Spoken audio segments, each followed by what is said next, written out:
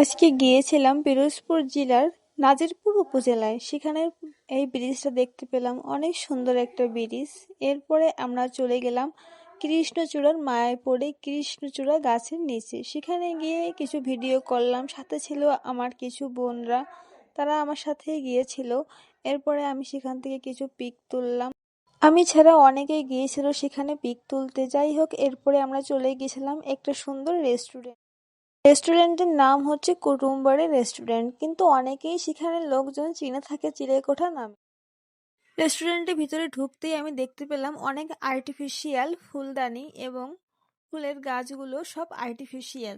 তো ঢোকা মাত্র দেখতে পেলাম অনেক বাবুই পাখির বাসা, দেখে অনেক ভালো লাগলো।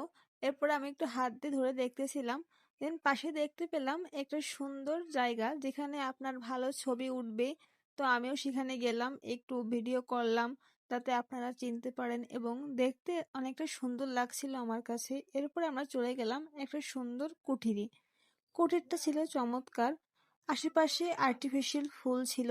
এরপরে আমরা মেনু কার্ড দেখলাম, মেনু কার্ডে বিভিন্ন রকমের দামের খাবার ছিল। এখান থেকে আমি একটা প্লেটার অর্ডার করলাম। এরপরে আমরা খাওয়া দাওয়া শেষে রেস্টুরেন্টটি সব জায়গা থেকে পরিদর্শন করলাম, দেখতে খুবই চমৎকার ছিল।